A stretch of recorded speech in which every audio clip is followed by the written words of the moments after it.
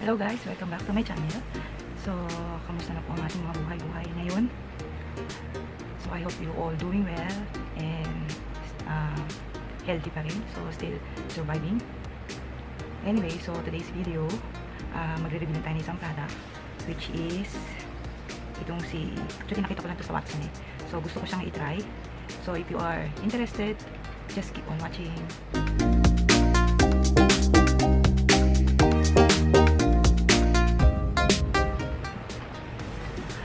Medyo lumago. So, I'm back again. So, gaya na sabi ko, magre-review lang tayo ng product na nakita ko sa Watson nung lumabas ako. So, at the same time, siguro, konting kwentuhan sa mga nangyayari sa buhay-buhay habang naka-quarantine pa rin tayo. Diba? Hindi ba kayo naboboard sa loob ng bahay? Although, halos lahat ata nagawa ko na mula sa paglilinis ng bahay, sa pagluluto, baking, hindi ko nga lang ganong pinopost. Nahihirapan kasi ako mag-record sa kusina eh. So, hindi ako ganon nakapag-vlog. Pero, I will try my best na makapag-vlog ng mga all about cooking. Kasi medyo matagal na rin nawala sa linya ng aking vlogging, di ba? So, okay, umpisa na natin, no? Yung product na reviewin natin, pakita ko na nga. Ito siya. Actually, naalala ko siya, pasensya na sa kuko. Hindi pa ako nakapaglilinis ng kuko. Ayan. Nakita ko siya sa Watson. Tapos naalala ko yung isang vlogger na nag-review din ito, no?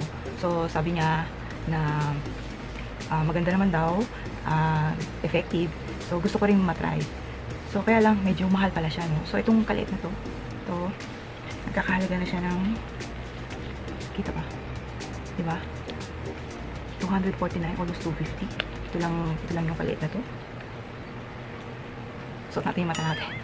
So, Perfect Smile Premium Whitening Pen made in Korea. 4 ml ang kanyang contain. Dami. So, it says Perfect Smile. Perfect Smile Premium Whitening Pen provide professional whitening result only for natural teeth. They will not whiten caps, crown, veneer, filing, or denture. Do not use with dental braces if you have dental work on the teeth to be treated. Consult your dentist before use. This product should not harm most dental work. So, pwede nyo lang gamitin to kung hindi kayo naka-denture. Ibig sabihin, more on natural pa yung ipin nyo. So, hindi siya pustiso or walang mga crown, yung mga kinakabit ba, or walang braces. So, hindi siya pwedeng gamitin kung may mga denture or dental work kayo sa ipin. Okay. So, ako kasi gusto kong pumuti yung ipin ko. Kung makikita nyo, medyo yellowish. Even though nag-toothbrush na ako, after kung maligo. 3 times a day din naman ako nag-toothbrush. Pero, hindi ako satisfied sa color ng teeth ko. Ayan. Ewan ko, dahil sabi nila, pag mahilig kang uminom ng coffee or ng tea, na iiwan yung stain sa teeth natin. So, although nakapag-try na ako ng mga whitening toothpaste, may pagbabago, konti, aminin ko, pero ang bilis din bumalik eh, no? Pero at the same time, nakapagtanong na rin ako sa dentist ko kung allow ba ako, kung pwede akong magpa-treat ng ipin or whitening ng teeth. Sabi niya, hindi niya nire-recommend dahil nakakasira ito ng ipin. I mean, nalilesen yung vitamin at saka minerals ng teeth. So, it will cause na humina yung teeth and gums natin. So, sa mga artista siguro, I mean, sa ordinary, pwede niyang gawin, pero yun nga lang yung binigay niya or in-advise niya sa akin na wag ko na lang daw gawin. Diba? Kasi lalo lang hihina yung teeth natin. So, ngayon, for now, nagtatry tayo ng ibang product na magle-lessen yung discoloration ng teeth natin. So, continue pa rin naman ako sa paggamit ng ibang toothpaste product na whitening. So, gusto ko rin i-try ito. Ayan. So, ito ako. As you can see, walang makeup. So, kita niyo na lahat ng chismis sa aking mukha. Yan ang aking mukha. Ayan. So, umagang-umaga naligo na ako dahil sobrang init. Ayan, pinatay ko nga lang yung aking electric fan dahil maingay. Ayan. So, napahaba na yung intro natin, no? So, buksan na natin. So, ito siya. Clear. So, naalala ko sa kanya yung nabili ko sa online shop na L'Oreal ata yun, na highlighter. So, ganito rin siya. So, ayan siya. Oh, ingin naman mo ito. May parang bristle siya, or brush sa dulo. parang toothbrush na maliit. Ayan. Then, iti-twist mo lang siya. So, aakit yung product. Doon na yun, lumalabas. Then, ipapahid nyo sa inyong teeth, iba-brush daw. So, direct, basahin natin yung direction na. So, remove the cap and twist handle several times until get cover the silicone brush tip. Smile wide, keeping lips away from teeth using up and down motion. Apply it to visible surface of teeth. Remain smiling wide for 1 minute after applying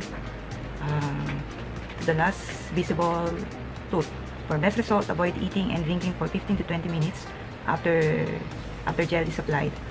Then, wash the silicone brush tip with lukewarm water. Close the cap after use to prevent gel from drying out. So, yun nga, ito twist hanggang sa lumabas yung product. Gosh. Then, sabi niya ipapahid. So, ibabrush lang natin sa teeth natin. Oh, Michi. So, may mirror ako.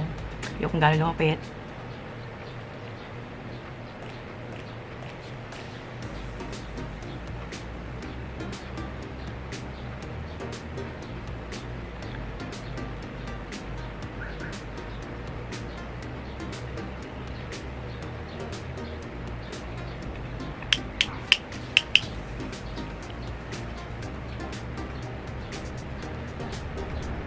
Wala naman siyang bula. So, as I inhale, may nalalasahan ako, pero parang cherry flavor. Konti.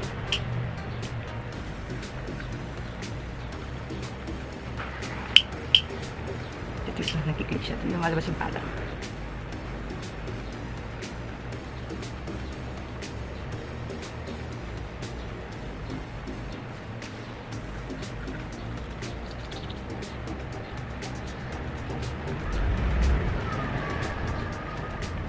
So, sa front mo lang siya gagamitin. Hindi mo siya pwedeng magamit inside.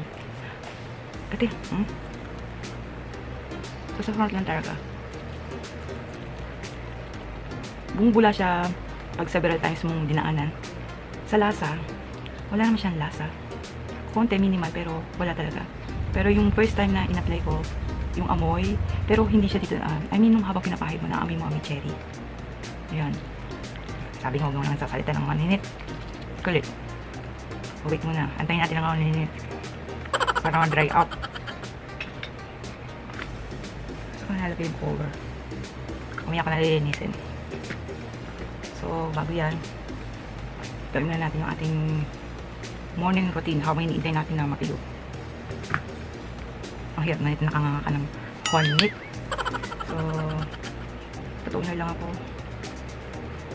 I'm using this Nivea Mattifying toner.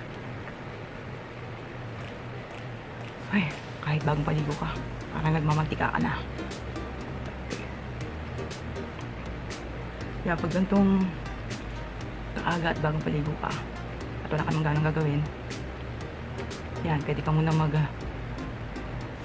gumawa na iyong skincare routine yung umaga pag wala ka namang rush.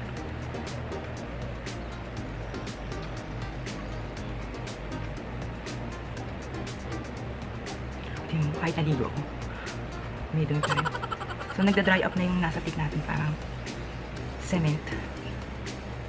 Kasi, pati yung likod ng lips ko, nararamdaman ko nadadry na rin. So, edible naman yung product. So, hindi naman siguro kung mamatay yung malalasa. Yan, then, gagamitin ko lang aking vitamin C, day cream, glow, and moisturizer. So, cream siya. Para may dumi.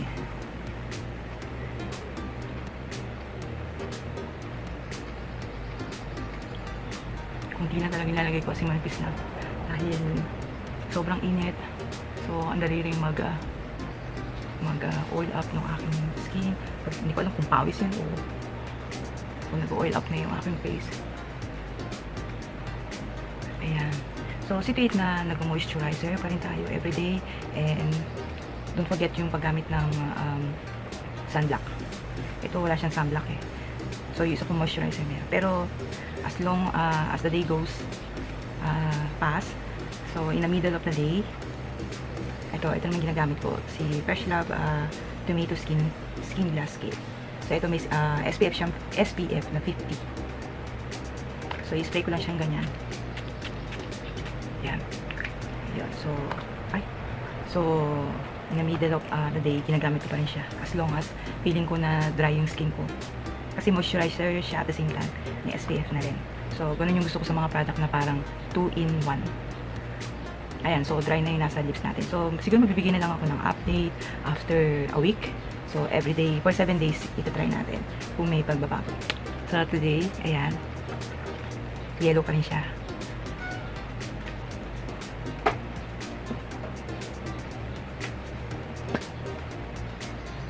So, wala naman siyang lasa. Ayan, so, that's all for today dahil naka-schedule pa tayo sa kusina. Actually, still work from home pa rin ako. Pero, not as busy as nasa office tayo. So, pwede pa rin tayong makagawa ng ibang bagay dito bukod sa trabaho sa office. Okay, so, that's all for today. So, if you like this video, don't forget to give me some thumbs up. And don't forget to like, share, and subscribe to my channel. And that's it. Thank you for watching and see you on the next video. Bye!